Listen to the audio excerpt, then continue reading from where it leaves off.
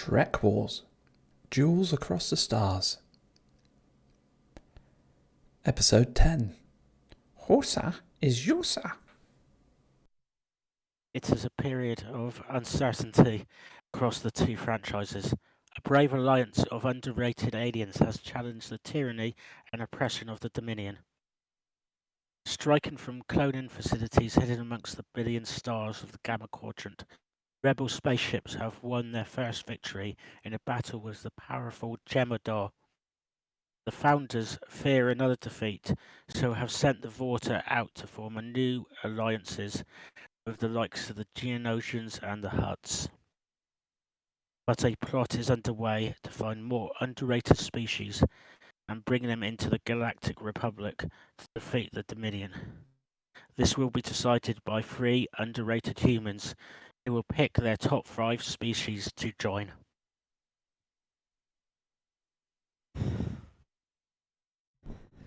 Hello everyone and welcome to this episode of TrekWars Duels Across the Stars, episode 10. This is our top 5 underrated species. I am Olympus. We are joined today by my co-host. I'm Ben Carno, and again from over in the pond in United States, we've got. Hi everyone, I'm Arwyn. I'm back. Haha. And don't be fooled by the T-shirt he's got. Honestly, he is from the United States rather than Wales. Yep, Welsh diaspora, U.S. born. Thank you again for coming again on Arwyn, and hopefully we'll all enjoy, and lovely people out there will enjoy this episode where we're all going to rank our top 5 underrated aliens. Olympus, do we tell each other before? We never tell each other before, so for everyone watching or listening, depending whether you're watching us from YouTube or listening to us on Spotify, we keep our top 5 choices very close to our chest up until the moment that we are recording right now.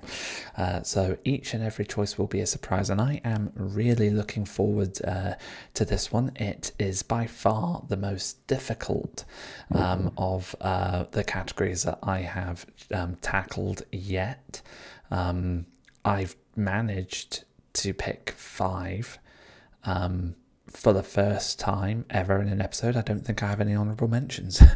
So it's a tough one, although who knows, some of the ones that you guys mention as we go through might spark my memory and I go, I'll steal those for my honourable mentions instead then. So yeah, it's going to be a very interesting one for me. I'm really looking forward to it. Has anybody set any rules? I'll tell you what, guess for first, Arwyn, have you picked any rules to help you pick your top 5? I absolutely did. First of all, I was so grateful. I had so much fun the last time that, when you offered to have me come back again or ask if I was interested, I was like, yay. Yeah, I was like so excited because this is such a fun thing. Having a chance to debate and talk back and forth and share different top 5 lists between the two of the franchises is such a good idea. So I was thrilled to come back. But when you set me the options, I was expecting like top 5 engineers or mechanics or top 5 scientists. That it was like top 5 underrated species. Oh, it's like you really making this. This was not easy. I will echo what Olympus said. It was not easy, but yeah, I do have criteria. So my first criteria, and I'm going to read this off. For the purpose of this podcast, the term underrated to me means a species that has never been represented by a main character in any mainstream live-action TV episode or movie. A species qualifies for my consideration as a potential top 5 if either their biology and/or cultural presentation delights me, surprises me, teaches me something new about a scientific principle, or makes me think differently about something something about real life here on Earth in the 21st century. And my third criteria is and this is probably the most important one, would I play them in a tabletop role-playing game? Cool, I love that. What about you guys? Well, Olympus, tell you what. Any thoughts?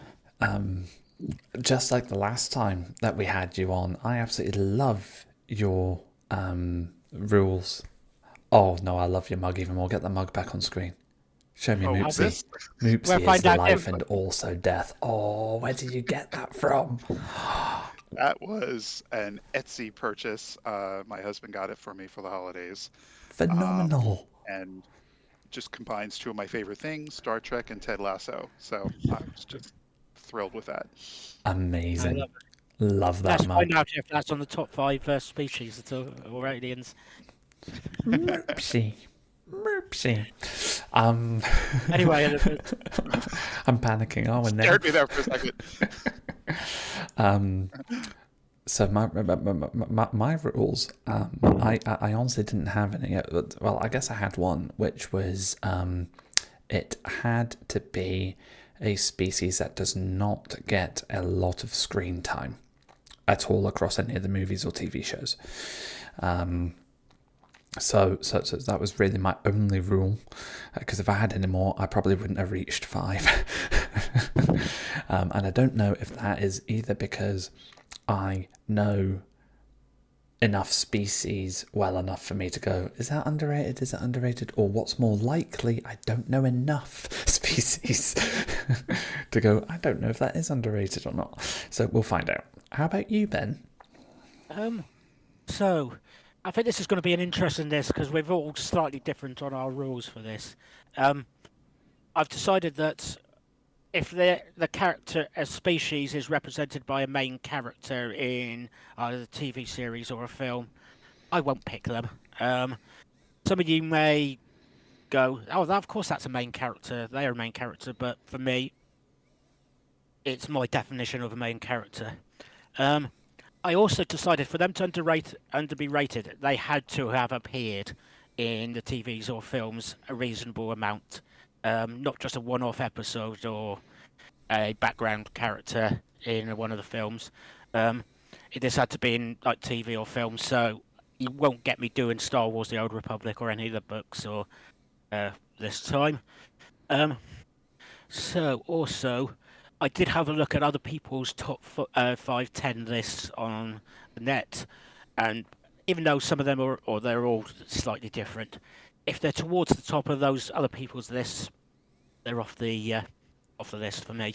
Interesting. Which is why it's been very difficult for me. Yes, good criteria. I like that. Me too. Guys, both of your criteria, phenomenal minds, just feels lazy. It was genuinely because I was struggling. Yeah, if it works for you, then. I think it will make an interesting list, to be honest. Indeed. So, who wants to go first? Olympus, do you want to go first this time, or? Oh, okay, go on then. I'll go first. Number 5 is the basilisks. So first off, do either of you know who the basilisks are? Name rings a bell, but I cannot put the face to it. Awesome. So we're talking Star Wars. The first time I saw a basilisk was episode 2, Attack of the Clones, when Obi-Wan Kenobi makes his way to, it is called, what's the name of it? Dex's Diner, where he speaks to his good friend Dexter Jetser to discover what that little dart was that killed their bounty hunter assassin, the Kaminoan dart. So that's when he learns about Kamino. So it's that bartender guy Dex. He's the basilisk. So big burly guy, 4 arms. You see another character of the same species in the Clone Wars. His name is Pong Krell. He's a Jedi Master who actually turns to the dark side after having a vision of the Jedi's demise in the future. So, that was actually quite a dark couple of episodes. It involves a lot of his clone troopers being basically, I've lost my words, damn. They were being cut off and sneak attacked, and it was him ultimately that was behind it all. It was quite riveting couple of episodes, quite dark, but yeah, I've always been very interested in learning more about those species, and it was a shame to me that they weren't really fleshed out much more that I've seen in any other sort of movies, any of the Star Wars TV shows, or even in the games. I don't remember any of the Star Wars games I've played seeing a basilisk in them. That being said, Wikipedia seems to know a good little bit about them. Don't get me wrong, it's got a little note at the top which says, please someone come in and expand this article for us. So obviously they don't have enough content for them to be happy, but it goes into detail on their biology, their appearance, as well as their homeworld, the fact that the females, as much as the males have 4 arms, females can have up to 8 arms. So I'm really interested in understanding how they know this information. But yeah, I'm going to have to look into it a bit more. But to me, very underrated species. And the fact that neither of you knew off the top of your heads what they were helps me so in believing that. So that's my number 5. Oh, I love it. I know of Dex because of the scene in the diner with Obi-Wan, and yeah, lovely character. And I would love to know more about the species, their species, along with all the other ones that you just see very briefly. And it's like, it is one of the reasons I love Star Trek, because they do tend to, even if it's just for one episode, spend a bit of time, or 45 minutes or so, on a planet. Yeah. Helps flesh those out a bit more, doesn't it, in Star Trek? Definitely. Any thoughts, Arwyn? Yeah, those. There's a handful of episodes that I can like. When I think Clone Wars, when I think of that show, there's a handful that just stand out, right? Spread over all the seasons, and those were some of the darkest ones. It was such a great choice, and I always wondered. The only other thing I have to say about them is I always wondered if Grievous was originally one of them or not. Oh no, he was probably not. Kalish. I mean, I don't know. I think it was Kalish off the top of my head. Get you! Wow. But right there, Kalish. I would actually, thinking about it now, call them an underrated species. I would have had them in my top 5 list. I hadn't thought about them, so there's my first honourable mention. Right. Well, there's me corrected, but they with the arms and everything and the attitude, those made me think about. Yeah. So good choice. I'm actually Googling General Grievous species just to make sure I'm not talking absolute rubbish. Yeah, because he has the face mask, the mask on it. That makes sense. So that makes sense. He was that. Sorry. I was just gonna say that very much. That metallic face mask is reminiscent of the design of that species that you're referencing. So he was born Kaimain Jai Shilal. He was a Kalish male warlord who served within the military forces of the Confederacy of Independent Systems as a commanding officer during the Clone Wars in the final years of the Republic era. Oh, there you go. Come for the banter, stay for the wisdom and knowledge. Good job. Thank you, Google. I'll tell you what, what's your top 5? Not your top 5, your number 5 pick. Oh, yeah. So my number 5 pick is going back to A New Hope, to the Mos Eisley Cantina scene. This is, and I always bring visual aids. I know folks on the podcast can't have no idea what I'm doing, but this is an Ithorian. What a choice! So these I always thought were super cool. If you don't know what an Ithorian looks like, they're the hammerheads. If you remember from the original trilogy, and I don't know, I think their design profile is like the very definition of an alien. Like they're not the typical alien of the week. I mean, whoever thought to have them have stereo speech, have mouths out of the sides of their head. I thought that's just a genius detail. Um, I would like to see, with a lot of the species that came out, the ideas that came out in the 70s, the 60s and the 70s and 80s, that didn't necessarily have the technology to realize them fully. I'd love to see someone like Glenn Hetrick Studios, who does all the Star Trek Discovery and the Strange New Worlds and whatnot. I'd like to see them, you know, they have a focus on realistic anatomy and physiology and how that would translate into this idea, because they look top heavy to me, the Yeah. Ithorians, but I think they're still cool. Um, I'm a real sucker for nature-based or agrarian cultures, and they seem to be absolute pacifists. They've banned all hunting on their planet, for example, um, Yeah, interesting. and I think that's super cool. Wow. And I think there's just a lot of interesting storytelling opportunities for them, especially the ones that become Jedi or otherwise take up arms against the Empire, coming from that peaceful culture. So underutilized, in my opinion. Yeah. Any other Oh, thoughts? I know. Glad you picked that. My main experience with them is from Star Wars: The Old Republic. They don't fit in regularly, but there's a couple of ones that do appear. I think there's includes a companion as well. Uh, from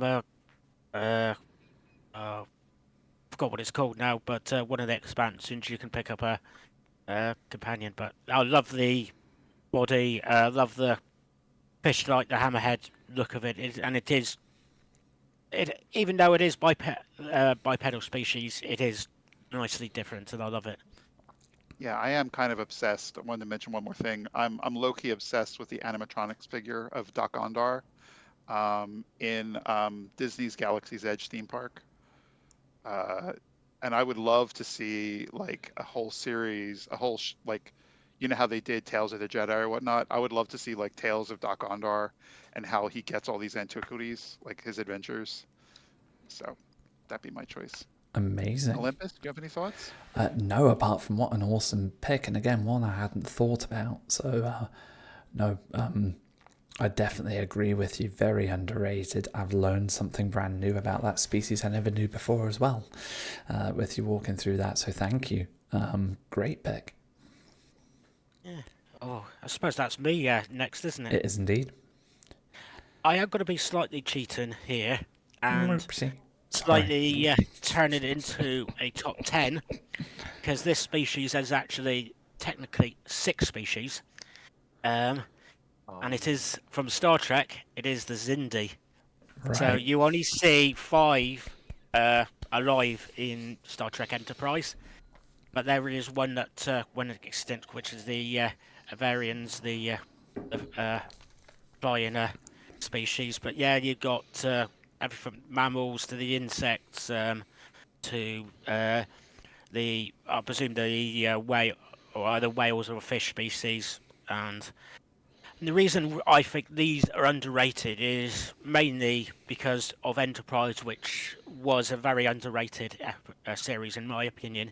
So the species does tend to get ignored a little bit.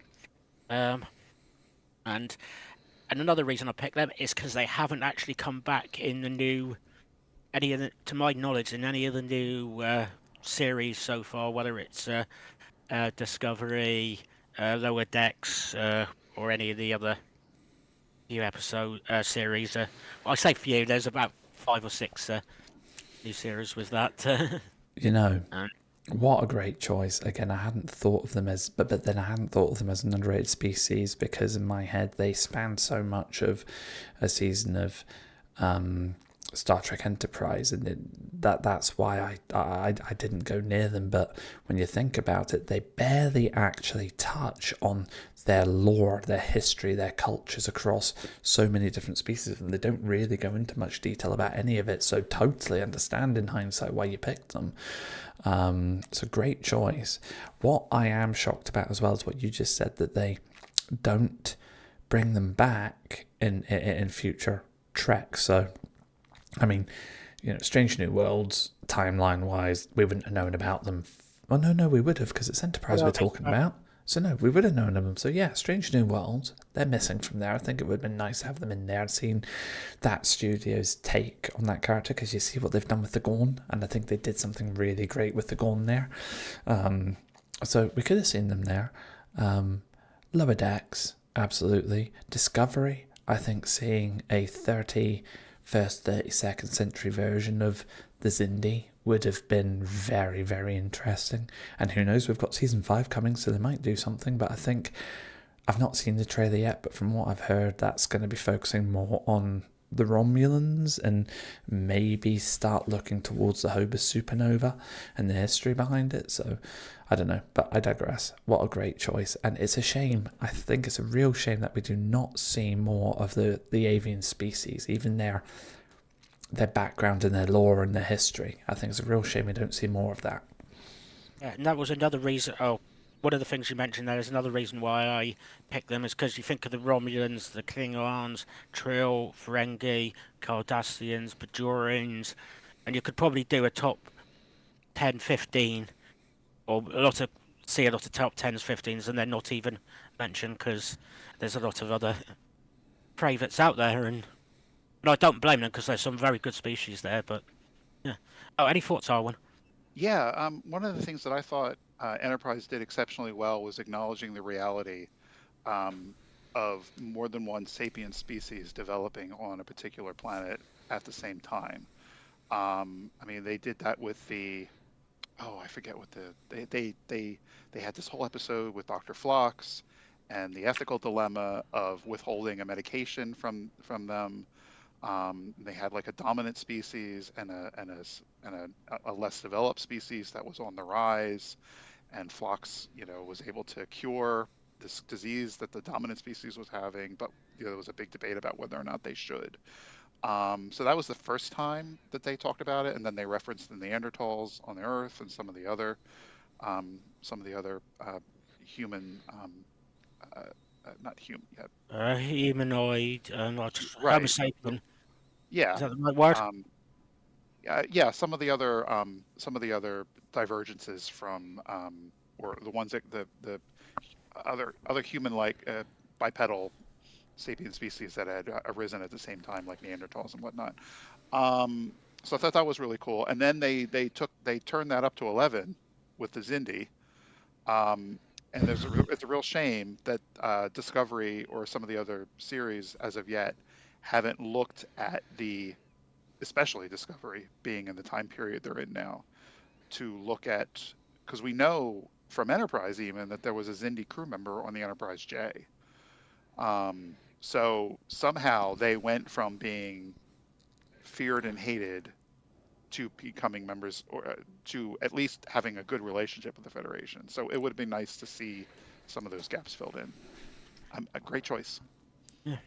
Yeah, so I suppose that's my number 5 pick, the Zindi, all 6 of them. I like how you did that.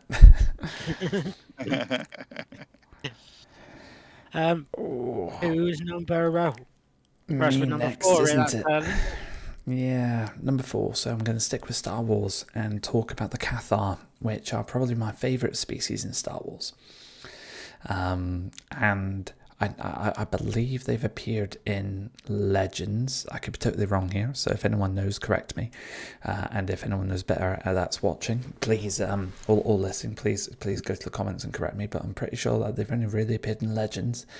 But where I know them from is Star Wars: The Old Republic. It's a species that was granted as an unlock. Not at the start of the game. It was probably, it was a long time ago now, but you're probably talking 4 or 5 years into the game before Cathar came along. I just loved how they looked, and that fit very well with my main character. But beyond that, I don't know very much about them. I've not seen their species explored in any Star Wars media, including the Old Republic. They don't go into any detail behind the species really there. But having a little read again on Wikipedia here, which is a great piece of information sharing. They were known for their loyalty, passion, and temper, quick and powerful. They were considered great warriors and dedicated, efficient predators, with many great Jedi coming from the Cathar race. There are 2 subspecies as well, the Juhani. Juhani also references the name of a Cathar that you come across, now that I think about it, in Star Wars Knights of the Old Republic, which I'd totally forgotten about until I read that subspecies name, so there you go. But again, she doesn't really go too much into her species, if I remember right, when you play through that game. And another subspecies called the Miro. So yeah, if anyone's interested in learning more about the Cathar, like me, then please jump into links like Wikipedia, which have a lot of information on there. A last little bit before I pass over to you guys. They have high moral values. They're learned from both family and society. Females were prized as slaves, whereas the males were generally regarded as too uncontrollable for slavery. So obviously very passionate, very quick-tempered, and very brutal species. Surprising with those traits that so many of them became Jedi. But there you go.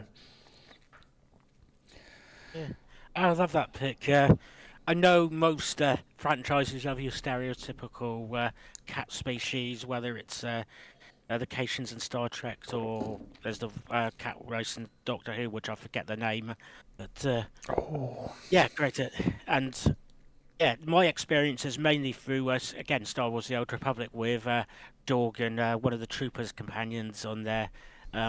He also gets name referenced in the Jedi Constant story, and there's also on Old Man Tell you have to deal with some of the Cathar there, and there's a few other mentions kicking around as well. But yeah, I don't know much about them, to be honest, other than I believe they in the Star Wars Old Republic. I think they were prosecuted by some people. Yeah, good. Any forces use? Yeah, good choice. You're like the back of my brain that hasn't been used in like 20 years when you mentioned that name of the subspecies. I was like, oh yeah, Johanny, yeah. they As were soon as I cool. read it, I was like, KOTOR. Yes, KOTOR, exactly. That was I just first of all, I liked the name. That was a great name for a character It was. and good character. And yeah, I enjoyed my time unlocking the Cathar in Old Republic, and I liked playing them. And they had great design choices. Who doesn't love a cat person? Exactly. My main on the Old Republic's a cat person. Gotta spend more time on that game there together. Yes, Great we fun. do. Absolutely. Oh, Arwyn, over to you. Oh, it's okay. Yeah, it's my Oh, wait. turn. Is it Arwyn or is it Ben? Am I losing track? I know it's Arwen. It is No, it Arwyn. is Arwen. Yes, I've got it I think right. it's me. Yeah, good choice. So mine is another New Hope Star Wars reference.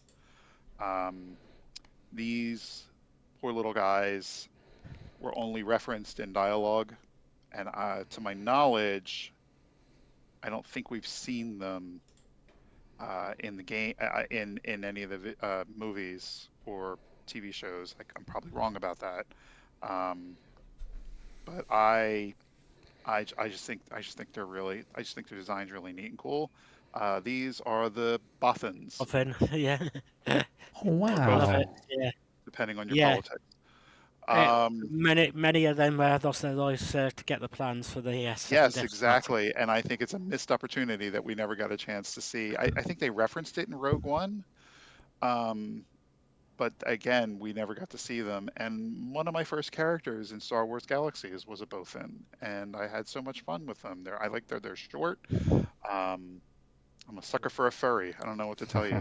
Uh, I think it was their culture is interesting. Some of their cultural traits in that they value. I think they leaned into the whole spy thing, and there's a lot on Wikipedia that talks about how their culture is about jockeying for power through knowledge if any of you have ever played Eberron, in D&D, the gnomes of Zilargo are very much like that. It's very much like the Stepford Wives, where like everything looks great on the surface. Everything is pristine and clean in on their streets and everything, but there's a lot of political backstabbing going on behind the scenes, and it very much seems like that. Which you would think, since they're such a canine species, I would associate that more with like a feline species. Yep. Yeah, but that they've subverted expectations, which is another thing I love. Oh, glad you picked that. Before I go on to anything of that, Olympus, do you got any more comments? Yeah, again, love the choice. And Bolthans, I'd heard the name, but I didn't know anything about them, like literally zero. So everything you've just gone through there is absolute music to my ears, brand new information. So thank you very much for that. That was lovely. And the main reason I wanted Olympus to go for next, because it happens to be my fourth pick, and it does break my rule. But the only reason I pick these is because of the scene going, many boffins died getting the plans for the Death Stars, and we barely know anything about it, including me. And it's just like, it's a species that I want to know something about, if not more. And thank you, Arwyn, for giving me some information on there. And I just, really, really had to have that one and break my rules. And we're keeping with tradition as well. That is another episode where we've had a similar or same pick, at least one. There we go. And in the same round as well. Yeah. Yes. So I don't have much more to say about it because I know nothing about them. Well, I'll say great picks, both of you. Obviously, it's one that I've heard the phrase, obviously, that you're talking about, but I knew zero about the species at all. So I'd say an absolutely true underrated species for this category. I'm surprised that we matched it all. Me too. Given how many species there are. I mean, I made the mistake of doing a deep dive through Wikipedia and Memory Alpha just to trigger and there are thousands of species, and I was like, and then the OCD part of me was like, I have to go through every single one of these and make sure. And then after like I was up to the 300s. I was like, no, this is never going to happen. Just read through and see what you recognize. But excellent choice. I mean, I'm self-congratulating myself. And great minds think alike. That's what I wanted to say. Oh my God, I'm just going to dive into this cup now. Mercy. Crap. Every time I see that cup, that's going to happen, by the way. Stop being thirsty. Stop being thirsty. So, Olympus, have you picked Whoopsie for your number 3, or? Yes, I'm gonna keep with the furry species and talk about the Caitians for a little while. So again, probably one of my favourite species in Star Trek, but more so to play. Even though at the minute I don't know if I've got a Caitian species on Star Trek Online, because I had several, but I've got a problem in my games that if I go too long without playing a game, when I get back around to it, I need to delete the majority of my characters and start them all again. It's a problem, but yeah, it means I've got ultimate alts. The Caitians, I didn't think were in Star Trek at all until Lower Decks, when you get the amazing Dr. Tiana, who I love. She's like probably my favourite character in Lower Decks. One of my favourite bridge characters of all time. And obviously it goes like Picard, Riker, a couple of others, then Dr. Tana. But then, of course, when I'm looking at Memory Alpha, first picture that comes up is a vacation in one of the movie uniforms, the red TOS era. So I'm looking at them and going like, what movie is that from? Because I've watched all of them several times over and I don't remember them.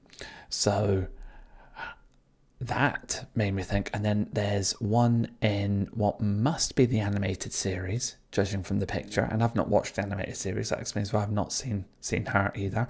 But a very different style of Caitian on that front to the one that you saw in the movie. So yeah, it's they've actually been in a couple of different what do you call it, movie / TV show media, which I hadn't been aware of. So is it underrated? Is it not? I'd argue it is underrated because I've watched most mainstream Trek and haven't come across them. But yeah, I don't know. I'll leave it up to you guys if you think I should be disqualified for my number 3. But I ultimately love the Cations just for their design. Again, I've got a thing about cat species. What can I say? Yeah, not at all. I think, in fact, I'm stepping on Ben a little bit here, but I just wanted to say, I think you're underrated.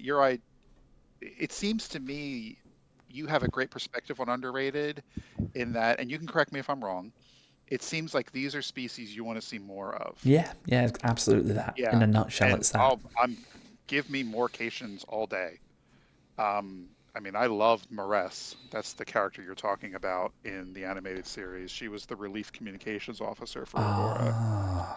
And I was a little kid, and I was just like, oh, this is so cool. I just thought she was the neatest thing. And when we got Cations as an unlock in Star Trek Online, I was so excited. I was gonna, be living my little Maress fantasy. And then, because she has a big hair, the big hair that went all the way down to her tail, and just don't have that option. You didn't at the time. I haven't played Star Trek Online in a few still years. don't think you've got that option. I Oh, do that's love how you cool. have the option of docking the tails though, which and it wasn't at the time, but obviously now links very, very nicely to Dr. Tana, because we still don't know how she got her tail docked, and I don't think we're ever going to find out, but they tease it a couple of times. I think my favorite Dr. Tana quote, and you can't really quote her because it's like everything is an explicative, which is amazing. Bleep, Which is the bleep, best thing. Bleep, bleep, bleep, bleep, bleep. Right, exactly. Oh, look, was another when quote.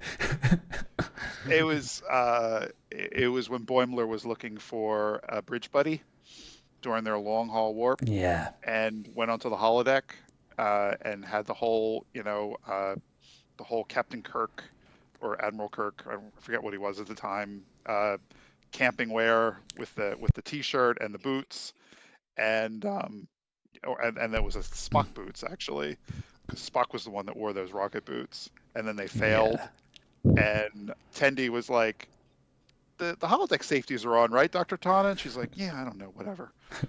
Sure. if you say so. It just says everything about the character give right a beep, does she? No, she has turned out a great character, and to be honest, they are an underrated species by me.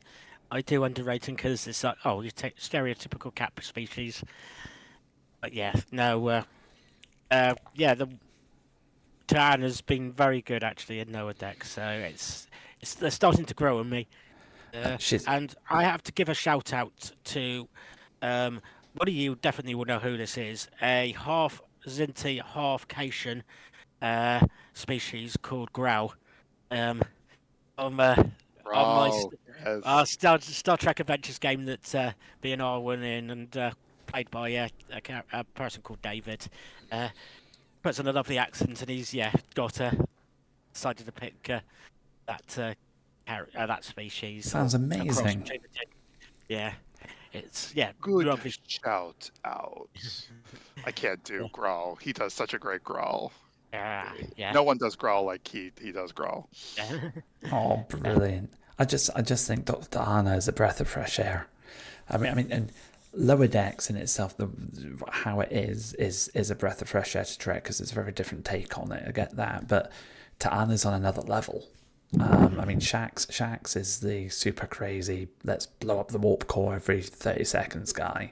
But she's the, everyday person going to the office like, oh, my beeping beep, I've got this beeping beep to deal with again, your beeping beep. It's everything that you want to shout at your computer in the morning sometimes when you're at work. Somebody you want to dial it down a bit, but when they do, it's like, oh, I'm missing something now. Yeah, exactly. Oh, exactly. Well said. Very well said. In that case, I suppose, Arwyn, it's your. It's my go. All right, so it's interesting the parallels here. We've got our own little TrekWars Humplewood campaign going. Um, in terms of furries and animals and whatnot. My number three choice, still in Star Wars, uh, are the Solonians. Oh, what a lovely Oh, choice! Why did I not think of them? Because I want to know so much more about them. They're yes. gorgeous as So well. I'm holding I up my iPad to the screen for those who are listening on the podcast. The Solonians are a Star Wars species that, in appearance, they're kind of a cross between cats and otters. And I love them in, was it Old Republic? Yeah, They It were was in Old definitely in Republic. Star Wars: The Old Republic. Definitely. quite Yeah, a they were few in Old times. Republic, and I was fascinated by them. Um, I mean, they're humanoid otters with some feline traits. Like, how do I have to say more? I mean, they're a married matriarchal culture. The women tend to be the warriors. They tend to be physically more powerful than the men. Um, they have very interesting weapons that are all crystalline based. So they like have these slingshot, these like they're like bowcasters, but not quite. They're more like slings. And they throw like crystal grenades, which I think are so cool. And they're another species from the Corellian system, which I think opens up a lot of questions about their co-development alongside the other major species and cultures in that system and how they influenced each other. It's not something you hear a lot about. You know, they've been touching more on Corellia, um, and it would be interesting. I would very much like to see them appear in live action at some point. Yeah, Oh, same here. Same here. 100%. Yeah, I know them from the Corellia part of Star Wars: The Old Republic. I think it's the final Planet of the Core storyline for every Yep. all the species. They're yeah, no, they're very interesting species. Yeah, again, I'd love to see them live action. Uh, from that, yeah, they definitely seem to be like a warrior species to not quite on the Klingon level, but definitely seem to be or at least what you see of them in Star Wars: The Old Republic, very warrior fighting like. You have brought memories back that I'd totally forgotten about. The first time I came across a Solonian in Star Wars: The Old Republic, my first reaction was, oh. And then my second reaction was, I want that as a playable character. And to this day, I still want Solonians as a playable character. Yeah, Exactly. same. That would be nice. But then again, I've got probably that would be another one, top five, and then the second top five of Yeah. what characters we'd like to be as playable characters in Oh, There's yes. a new category. yeah. There's a new category, yeah. Yeah. Perfect. Anybody else have anything else to say about the Stodians before I jump in? Over to You you then. In that case, I'm going to go a bit fishy with this one again. And I'm going to go with It's a Trap. The Mo Calamari, who, in my eye, are very unappreciated. And there's probably a reason it keeps bringing out the same one-liner, which is a great line. And I think I've still got a couple of characters in a guild called It's a Trap. And it's another trap. But the great species, I believe they're very good at building starships, which I think is why you see so many on in the early films of Star Wars. But yeah, again, this is ones that keep appearing in some of the films, and I want to see more about their culture, more about them. Um, yeah, and again, I think I believe they are very good at the shipbuilding of it. Any thoughts, anybody else? It's again brilliant species to pick. Am I right in saying that they're aqua based, like water based species, like the?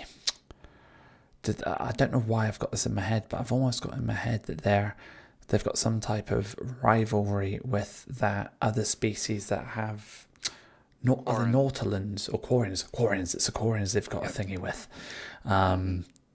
That might be coming from Clone Wars or something like that, because I've just got this vague. It is brilliant. I'm on the right track. I almost forgot, but you learn a little bit more about their backgrounds and their thing with the Quarians. But it was the Clone Wars that I first learned that this species were actually water-based. I had no idea before that. Unfortunately, my knowledge of the Clone Wars is unfortunately very limited. That's one of my weak spots, is the Clone Wars stuff. But yeah, they may talk about them a lot more, but they are very very underrated in the rankings that I have as well. And do not get me wrong, they do not get explored a hell of a lot. I think it's only over, and again, keep me right here, Arwyn, but I think it's only over the space of a couple of episodes that they explore it a little bit. So it's in very similar veins to my previous choices where the species are explored a tiny little bit and then sort of left alone after that, and you're sort of left longing and wanting to know more about their history, more about their background, more about where they came from and what's brought them to where they are now.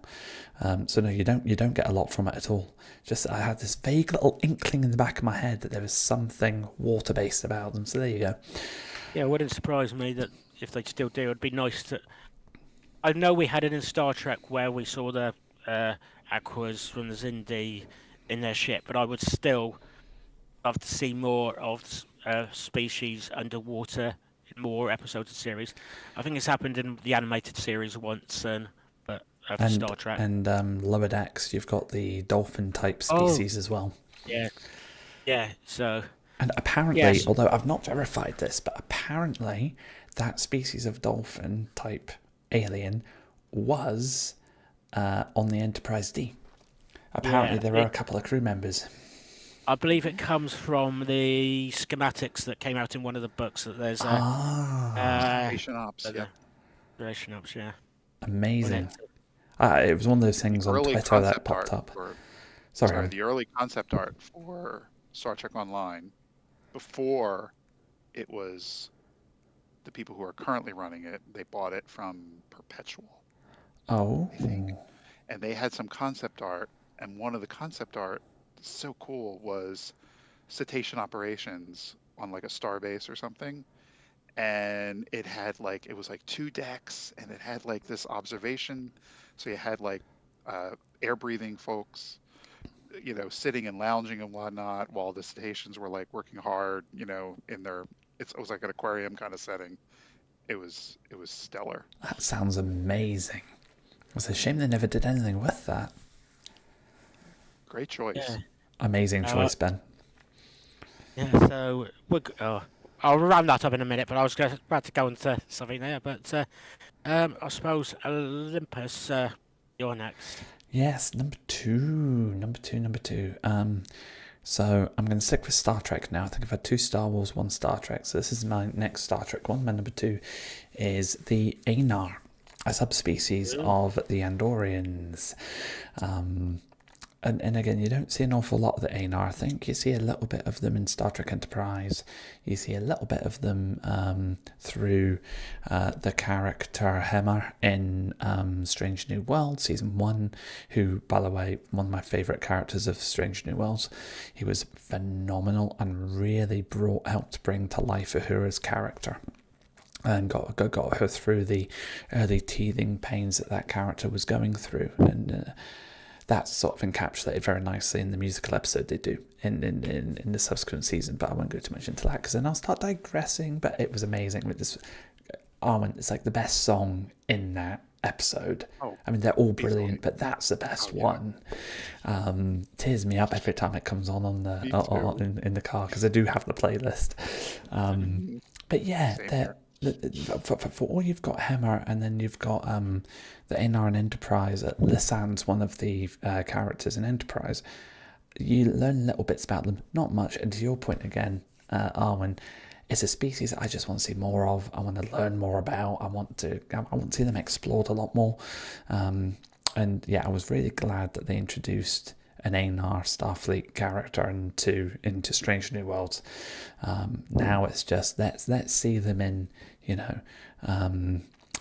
New Trek. Let's see them in Disco Season 5. Let's see them in fingers crossed, Star Trek Legacy. Yeah, let's get their characters fleshed out a bit more. Yeah, no, definitely. It could almost fit my list. It's like they appear in a few episodes, Enterprise, as well, I believe. So They great, yeah. do. Yeah, I almost want them to do the Andorian treatment with the Aenar and have them recurrent for over a few seasons of episodes. They should really So, just get Jeffrey Combs in again. mm, Yeah, hmm could yeah, be a relative of himself. Yeah. Indeed. do Indeed. please. Yes. Yeah. Well, no, I mean, oh my gosh. Look, when I saw Hemmer in the promo photos for Strange New Worlds, I lost it. I was so excited. Ever since Enterprise, I've just been wanting to know more about them. And and then he had a friendship and a mentorship uh, with my favorite character in Star Trek, in the original series, and that just even better. And then yeah, and I mean, no, I'm gonna do some personal plugging here, but this is my character Oh, um, wow. from. I'll zoom in here. Is he an This is Anar, Arwyn? this is my character from my live stream, Star Trek Aristotle, that I do with ELH, Star Trek Adventures, and he is an ENAR. He's an ANAR communications officer and Amazing. linguist, and I love him. I just had art commissioned for him a few months ago. So yeah, the only reason he was not the ENR were not on my list is because they didn't happen to meet my personal criteria, and that a main character had actually portrayed them. I am absolutely thrilled that your character is an Anar. That is incredible. You must have so much fun playing him. I do so much fun, so many telepathic antics. Not as I try to minimize it, but the whole pacifism angle is wonderful to play, I and I'm bet. so excited to see them finally being fleshed out in a Modiphius source book for Star Trek Adventures that just came out. Because right now Amazing. he's homebrew, so now that we have some official Modiphius information to go on, I'm looking forward to that. Yeah. Phenomenal. One thing, I've seen the picture of it, and I can see your character's got something on its shoulder that almost looks owl-esque. Is Oh it? yes, that is Yeah. something I came up with called a shrist, which is an Andorian owl. They're like hummingbird-sized owls that hunt ice grubs, and in Andorian fashion, they have two little antennae. Um, two little Andorian antennae, and that is my character, Lieutenant Thestral's visual support animal. So just like the Enar sometimes can see through the eyes and use the senses of other people, co-opt the senses of other people, uh, he uh, he has two of these little Andorian owls that help him with reading terminals and um, adapting to work as someone who is blind. That is so creative and absolutely incredible.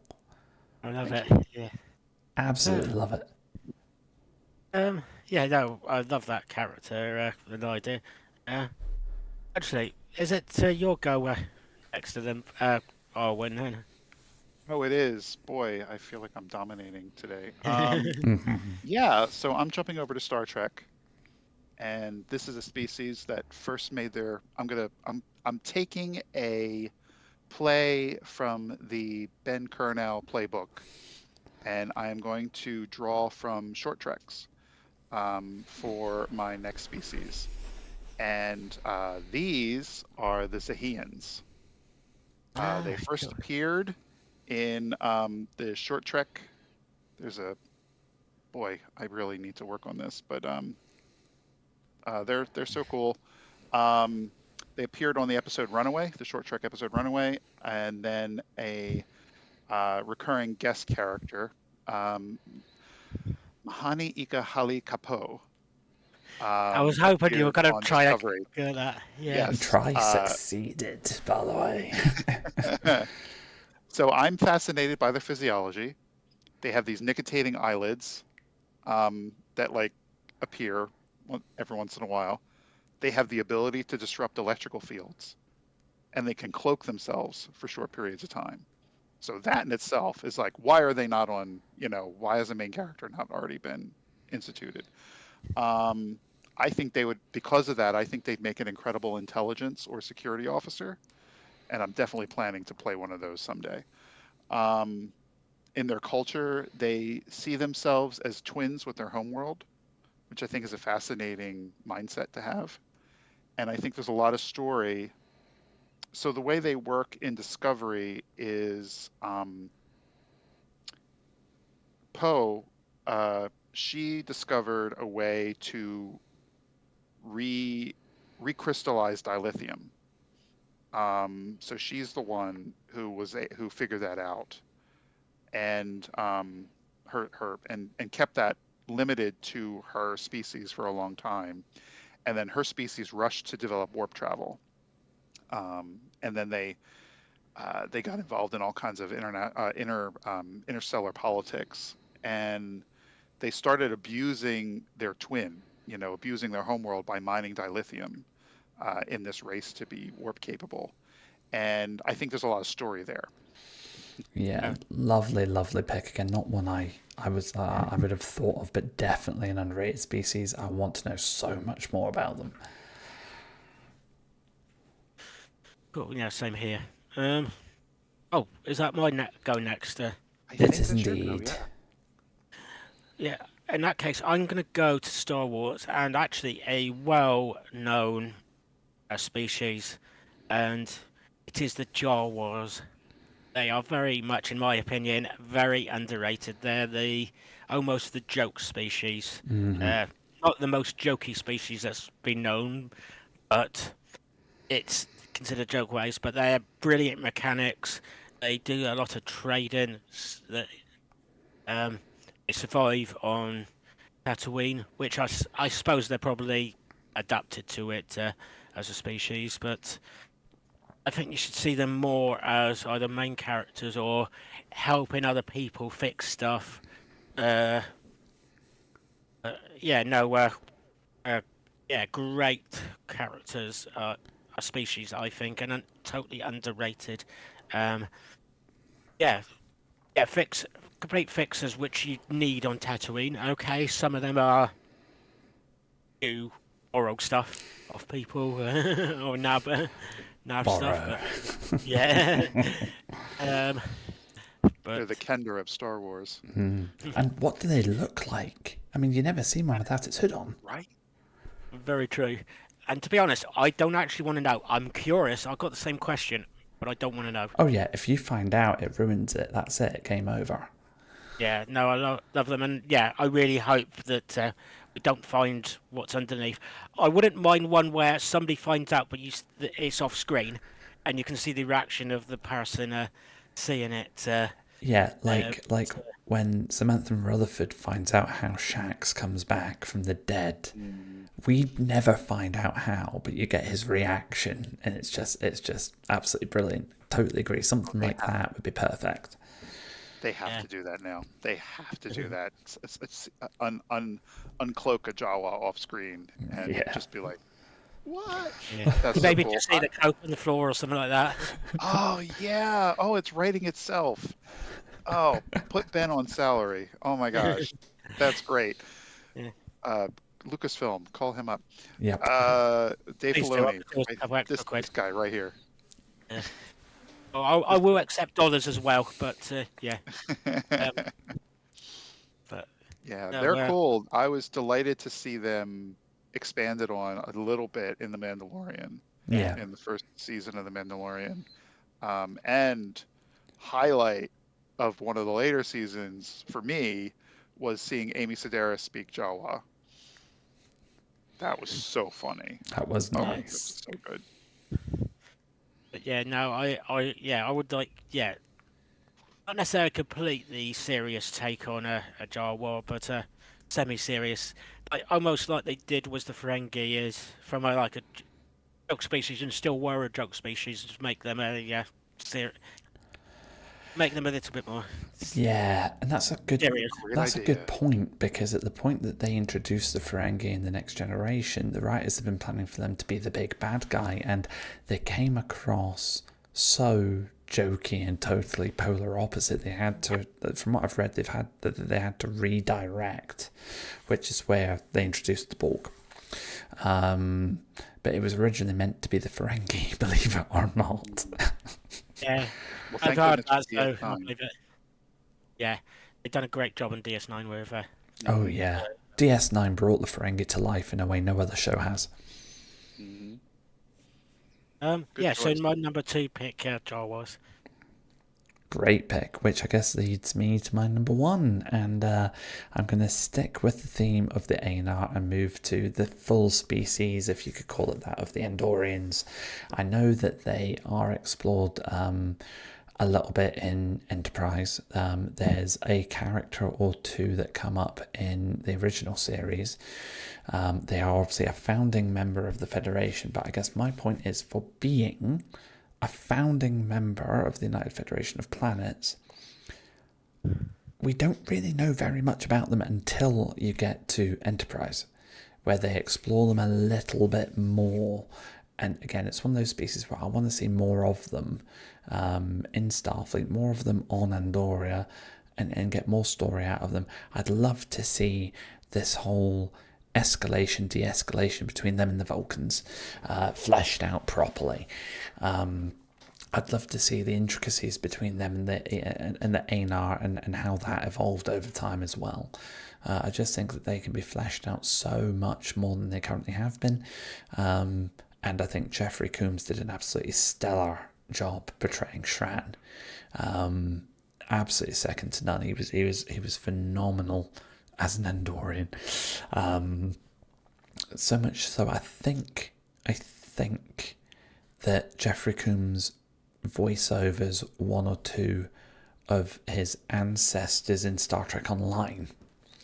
It sounds like him anyway.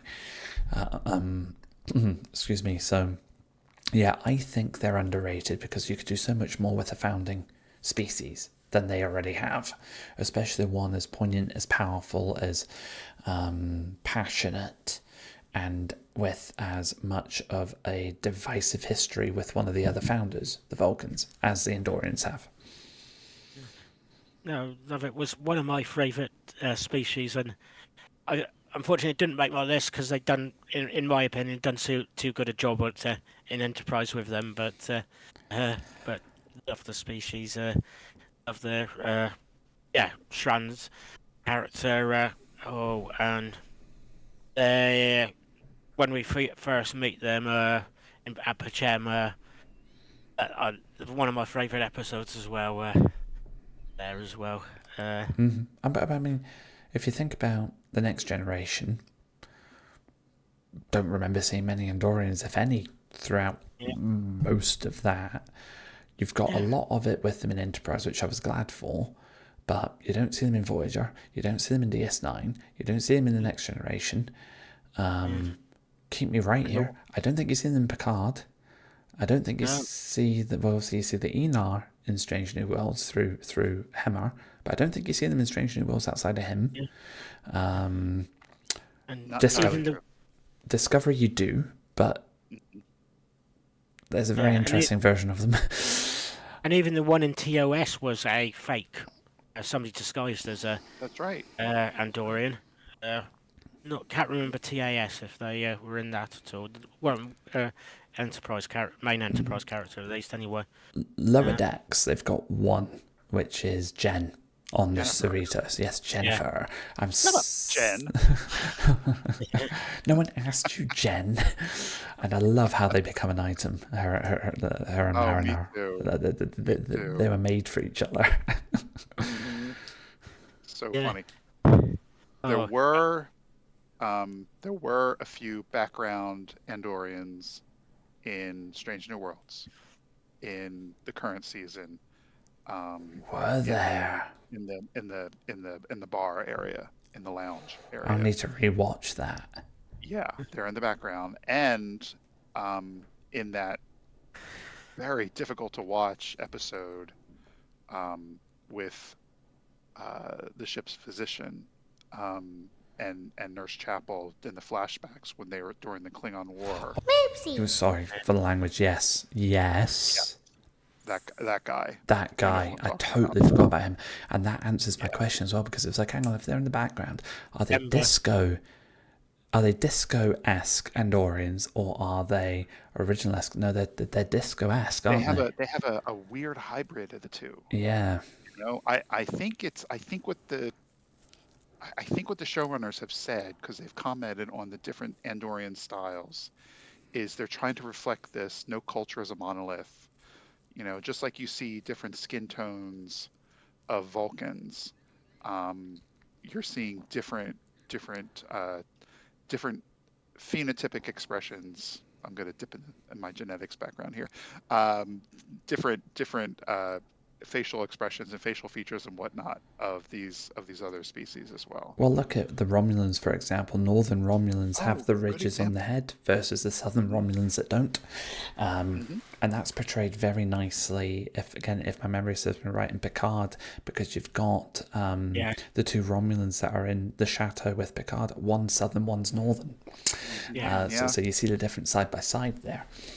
that's right. I'm trying to remember. Do you have all three, including the one that looks like Nero as well? Just trying to remember. Oh, that's a good point. Oh, good point. Yeah. Anyway, yeah, it's no, I like the way they did that in the Picard. Yeah, lovely way of doing it. Excellent choice, Olympus. Thank you. Over to you then, Arwyn. What's your number Oh, one? yes. Well, speaking of, I'm going to kind of dovetail on what you've said, and reference another founding species in Star Trek. I am referencing the Tellarites. They are my number one choice. Uh, Love and it. I am cheating a tiny, tiny, tiny bit here, because technically, so one of my criteria was they're not a main character in any mainstream television or movie. Yep. And I'm cheating a little bit because of Jenkin Pog from Star Trek Actually, Prodigy, which is great. But Jenkin doesn't know anything about his I was species. going to say, So yeah. we don't really he doesn't even know he's a Tellarite until well into I believe that's correct, until well into the show. Um, and yeah, for people on the podcast, if you don't know what Tellarites are, please Google them. They're super cool. They're these porcine kind of creatures, stout, and we just don't in my opinion, we don't get a chance to see enough of them. Even though they're founding members of the Federation, I desperately want to see more. I usually play one in Star Trek Online. Um, yeah, I have this. Anyway, I'm not gonna go into my character, but I love her. I think she's like really cool. Very very. Oh, I love the attitude.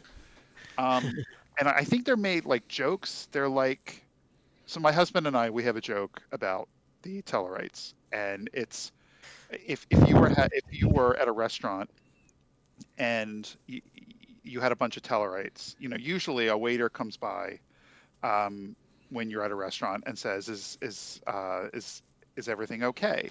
And we would joke that with a Tellarite restaurant, the waiter would come by and say, "Is anything okay?" Yes. You know, because it just reminds me, I grew up on the East Coast of the United States near New York City and relatively close to New York City. And they're basically New Yorkers. I mean, they talk about the complaining as like a joke, but I think this could be really fleshed out. I love their honesty. I love their commitment to unearthing truth through vigorous debate, because that's really what they're about. And you get to see that a little bit in Jenkin Pog, even where he purposely takes the other side, you know, in an argument just to make sure everything is like he does it so naturally. Like they don't even reference it. Like there's this beautiful scene in like the first episode of Prodigy where he's arguing and then he starts arguing against himself. And that's what I want to see more of with the Tellarites. yeah, I love the species there. And actually, when Olympus said about after the founding members, it's like don't get explored enough. That's the one that came to my head. Actually, was the Tetherites. Uh, I know they got explored a little bit in TOS and Enterprise, but yeah, I still thought the same. Again, they get explored less than the Andorians. I'll agree with you there. They do get Yeah. explored a lot less. It's such a good shout. Very interesting race. One of, I think there's a couple of examples of similar ones, but the original, I guess, where that whole argumentative nature, you know, it's not normal diplomacy will never work with a Tellarite. You've got to try to pee them off. And that wins, that gets you on their side. They love an argument, they thrive in an argument, so they need to argue with you in order to get on side. Yeah, definitely. I did like the way they portrayed them on Enterprise. I think both the episodes had Babel in their conversation actually in the titles. Yeah, they might have actually. You're right. Yeah. And good, well pointed out. Off the top of my head as well, I think the design choice in Disco, again, Disco changed some amount of, what do you call it? The traditional visuals of species. I'm sure that they changed the Tellarites again as well. It wasn't as noticeable, I don't think, but it definitely looked different. More angled expressions and features, kind of like what they did with the Andorians. They weren't my favorite. My interpretation in Discovery wasn't my favorite. I do like what... I like that. Yeah, so again, for people on the podcast, please don't hate me. I am holding up my if I could get a reflection of my iPad. glasses. Yeah, so this is basically the Tellarite medical officer from Prodigy, from the Dauntless on Prodigy, and I think he's pretty cool looking. He is very cool looking, whereas I think the version of the Tellarites on Discovery almost remind me of warthogs. Which they went a little too much in that direction, in my opinion. Yeah, exactly. It was too far, in my opinion. I personally don't mind it, but then again, I'm probably one of the ones who had last one to moan about the changes in the looks of species and this. Well, you know what, you say that, right? I liked what they did with the Klingons. Hot take. I know, right? And don't get me wrong, I love the TNG version of the Klingons. That is my favourite view of the Klingons. But as a take on a different kind of subspecies of Klingon, I like what they did. And according to the person who created the Klingon language, the Discovery Klingons, because obviously the way they were all made up and everything, they had to speak a certain way. That's the closest representation of the Klingon language to date on a TV show. Is that right? That's right. And I was just about to, it's so funny, I was just about to say, and I'm still doing this, I'm going to throw in my support for your opinion, because to some extent I share it. I'm not adverse to some exploration of design for these reinterpretation. What threw me was, even though that probably is the best way to speak Klingon, and I know like 5 words of Klingon, so I'm not an expert by any means, but the only thing that I didn't like was the scenes dragged on because they spoke so slowly and so deliberately, and it was difficult to hear with all those prosthetics in their mouth what they were saying. Agreed. And have them enunciate. So if they could clean that up a little bit, I'd be totally on board. 100% agree with you. Yeah, definitely. Still keeping off topic is I loved that in the first season of Discovery that they had subtitles, Klingon subtitles for it all, not just the Klingon into English or Spanish or any other language that they chose, but the English into Klingon. Loved it. And they did this lovely bit in the very first episode where it starts off where they're talking Klingon and it's English subtitles, and then it switches partway through and they start speaking English and the subtitles turn to Klingon. Is that where Baron had the translator in it? Yeah. It was such beautiful cinematography. Loved it.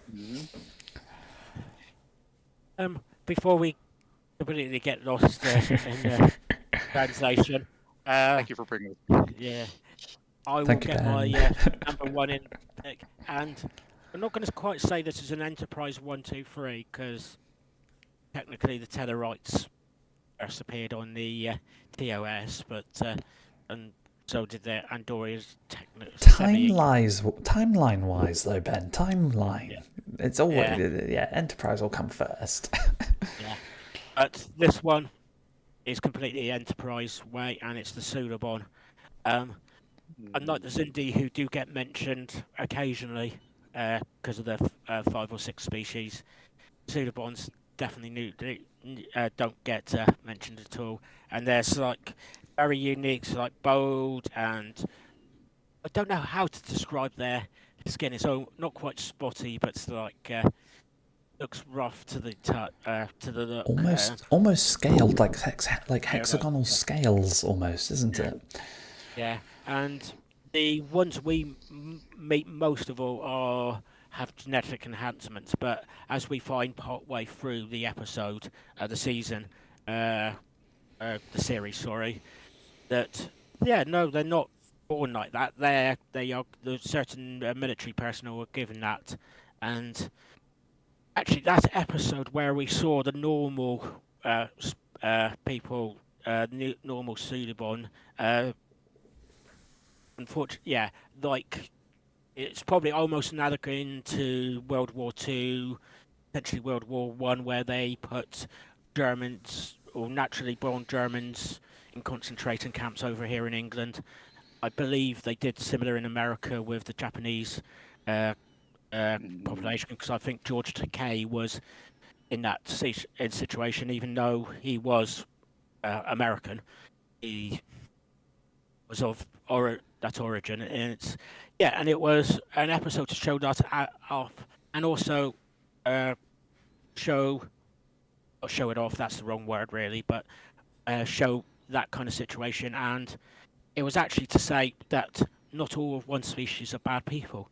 They are nice people, and and out of all the species, again, they don't get mentioned very often when it comes to this, mainly because of the Time War, the Temporal Cold War didn't maybe have the conclusion some people liked, that it almost fizzled out and forgot about, and because Enterprise is almost considered, or used to be considered, the worst series, they get forgotten about, but they are my number one picks. Any other thoughts? I love the pick. It's a species that is totally dropped, like in every single way. I know you've already said it, but they don't bring them back, and I don't know if that's because it was viewed that they weren't very popular or successful with the fan base, or if it was more to do with Enterprise itself, although, as you said as well, Xindi are referenced to, at least in future media. It's I don't know why they didn't click, and what I felt as well is with all of the Suliban's enhanced abilities, like the genetically engineered ones, I was expecting more from them in the Enterprise series as well, and I totally agree with your point that Temporal Cold War arc kind of fizzled out, because I think it essentially rounded off with the end of the Xindi arc, didn't it? But it just they could have done so much more with that, and didn't. I don't know why. It could have just been an amalgamation of all that stuff, and maybe they weren't that successful to the point that future writers of these shows don't even consider them, which is a real shame. There's going to be so much background and lore behind that species that we may never know anything about. Yeah, and I believe at the end of season 3, or before season 3, they were thinking about ending Enterprise there. They were, yeah. So I think, I know they've done the cliffhanger at the end of season 3 with them going back to Nazi-occupied, talking about New York City, Nazi-occupied New York City, and they finished it off there, and I'm guessing here, but I'm guessing they revamped the season 4 to do something different, and bring in a different way to what they had been doing previously in the first 2 seasons and season 3. So, well, at the risk of digressing a bit further still, I mean, that last season of Enterprise, they had to get Brent Spiner in for 3 episodes of it, and it wasn't a really long season. And I mean, I love Brent Spiner. He's one of my favourite Star Trek actors. He's phenomenal, and I can't help but think that they brought him in just to try and help up those ratings a little bit. And then they ended it in such a weak way. It just didn't help in any way whatsoever.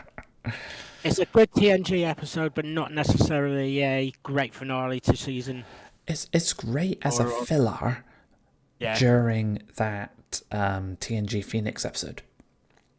Is it Phoenix that ship is called? Oh no, Oh, it wasn't that- Phoenix. It was because Phoenix. No, it was the what was that, Arwyn? not Prometheus. It was Pegasus. Yeah, thank you. It was Pegasus. That Pegasus. It's a great filler for that Pegasus story. To your point, Ben, to round off a Star Trek series. No. Yeah. But Yeah, you know, we could probably complain about how Enterprise could have been saved or done differently. But one of the cool aspects that you mentioned, Ben, that they dropped was the Suliban, and one of the things that I really liked about them was their ships, their cell ships. So I unique. thought were great, lovely. and how you could configure them in different ways. And I like in Star Trek Online how you have the spiral Yeah. ship. Oh, I think that's pretty wicked. And I will say, you touched on something. One of you touched on something great, which was there's the genetic modifications of certain members of their species is ripe for further exploration, especially since we have the Illyrians now in Strange New that's Worlds, and all that drama around that. Would be interesting to see them retouch on that, as is this the reason why we don't hear about them? Is because the Federation wants nothing to do with them. entirely possible. That is very interesting point. Absolutely. But intriguing choice. Intriguing choice. Thought provoking. That's a very good So point you- about the ships. I'd forgotten about those cell ships. Very, very unique. Very different. Very, very creative. It is a I'm just real trying to think shame.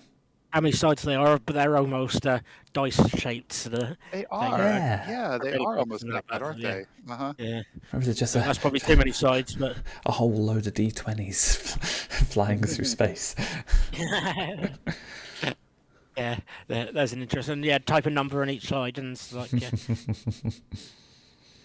number one pick, Suliban. Shall we? Oh, let's do a roundup first, and then we'll do. Shall we do it in the order that we started? So, Olympus, what were your number 5 picks? Yeah, so I kicked off with Star five picks, Wars. I kicked off with Star Wars and the Basilisk species, followed by the Cathar, also from Star Wars.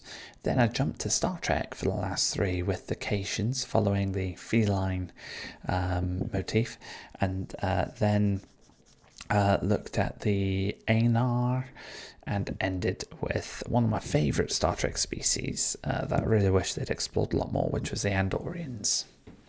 And one thing I just suddenly looking at that, you should have put the Basilisk in between that, so you could have gone from number 1 A, B, C. Yep, I really should have. Isn't hindsight great, Drew? But will I do that and we'll re-record the entire thing? Oh, I've done that before. No, Olympus, Really? you just tell him my list, my choices, deal with it. Thinking about dealing with it, Arwen, what are your 5 picks? Yes. Okay, so mine, hopefully will come across friendlier than I was just joking a moment ago. I know. Was number 5 was from Star Wars, the Ithorians. Number 4 was also from Star Wars. This was the Bothans. Number 3, also from Star Wars, was the Solonians. Number 2, Star Trek, the Zahians. And number 1 was also Star Trek. That would be the Tellarites. Yeah. So let's go to mine. So I went with the Zindi as number 5. I also picked at number 4 the Boffins. And at number 3, I had the Mo Calamari. And at number 2, I went Utini with the Jawas. And then at number 1, I went Suliban. Did anybody have any honourable mentions? I've picked up my honourable mentions as we went through because I didn't have any at the start. So no more from me.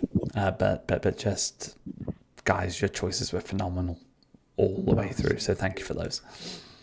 This, you, both of you, no surprise, did not disappoint. I'll just go with a few because I had a lot. A few of my honorable mentions. One were the Binars. Oh, yes. I'd love to see more of them. The Nautilins we mentioned. I'd like to see more about them. The Zindi were one of mine. The Quajan from Discovery, I would like to know more about them. And I'll just round it off by saying Narja's species, which we don't have a name for, from the infamous Moopsie episode. Yeah, nice pick. The person who ran the menagerie. Yeah. Oh, lovely. Moopsie. So I'm gonna go. Was my list or semi-list is the Chiss. I also put the Vidians down. The Orions. Sorry, I can't say that properly. Guinan species and certain other person's species in my game. The Elorians. Oh my god, how did I forget about the Elorians? They're one of my favourites. Yeah, love the characters there, but they don't go too much into the species, despite them being on one of the films. Where am I? Oopsie. Species 8472. But they were too regular for me, I think. They're Compa, and then I went for the Bolians as well as my pick. Does anybody have any theories on the result? I'm going to go with the Star Trek win. Owen, are you? But it'll be close. I thought it was going to be a Star Wars win. It sounded like a Star Wars win to me.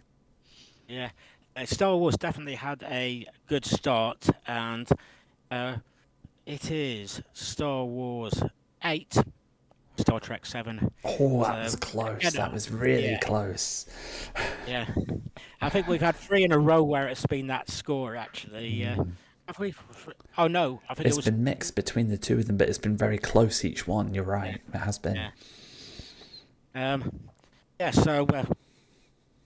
and actually, has anybody got anything to say? I tell you what, Arwyn, do you want to go first? Anything to mention? Which game are you playing on online, for example? Oh yeah. So unfortunately, my days I'm on a long-term pause with video games and whatnot because I don't have the system or the finances to play any games, although I've been coveting some of the games that Olympus has been streaming online, which has been looking a lot of fun. Thank you. I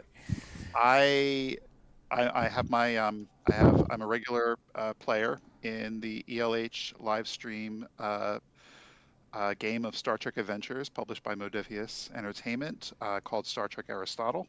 My socials are back on, so at Arwyn Babblefish. And gosh, I'm just, anything else I want to say? If anyone happens to be in the Portland, Oregon area around the end of March, I am going to be game mastering my first Star Trek Adventures game as a one-shot at a convention called GameStorm, GameStorm 24. And hopefully schedule's not worked out yet, but we're hoping for Friday afternoon. The theme will be lower decks. So signups happen a little later this month, possibly at the end of February, beginning of March, online signups for those games. So if you're in the Portland, Oregon area and want to say hi and play a game, sign up. Oh, cool. And thank you guys again for having me on. I'm so thrilled. This is so much fun. I really enjoy it. And you, I always learn something, and you have great insights, and this is a great format, and I'm stoked to be a part of it. Thank you for joining us. Sorry, Ben, you first. No, I was saying the same. It's like, no, thank you, Owen. I love your enthusiasm in this, and thank you for coming on and being another viewpoint. You are always welcome back. Result, yes. Olympus, where will we find you other than here? So you'll find me on Twitch, Olympus0511. I am back streaming in several evenings a week, which I'm very happy about, and I'm getting back into the swing of that. You'll also find me at Olympus0511 on Twitter. I will never call it X. So again, if you notice in chat below, Good man. I put Twitter. yeah. Here. So you'll find me there too. I'm a lot more active there now as well, which is good. And in terms of things that are coming up and I'm working on, I have a 24-hour charity stream that I'm running on Twitch this coming Saturday, the 17th, I think it is off the top of my head. That's starting at 7 a.m. GMT, running for 24 hours in support of the Jim Cronin Memorial Fund. I won't go into too much detail here, or I'll end up talking for another 20 minutes all about it, but it supports the charity and sanctuary Monkey World Ape Rescue Centre, which is based in Dorset on the South English coast. They rescue and rehabilitate used and abused primates from all over the world.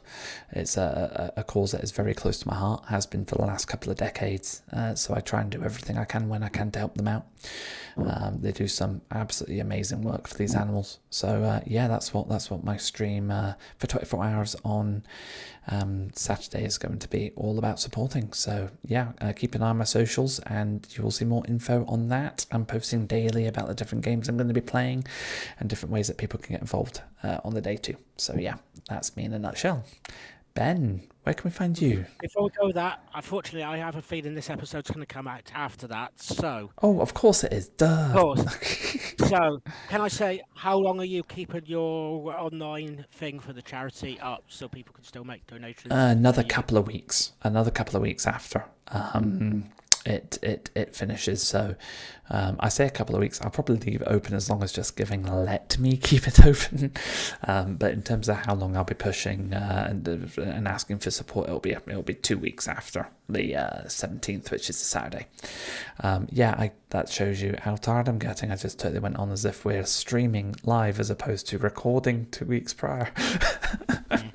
So I will try to remember to put this up. I should have the link to that, or actually, between us, we'll remember.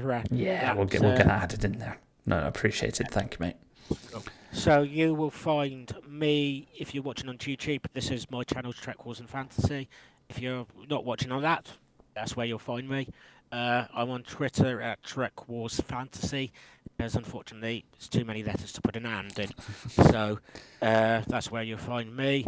I do have a Twitch account, but I haven't streamed for a little while now, so you may be lucky to find me sometime, but YouTube is the place to find me.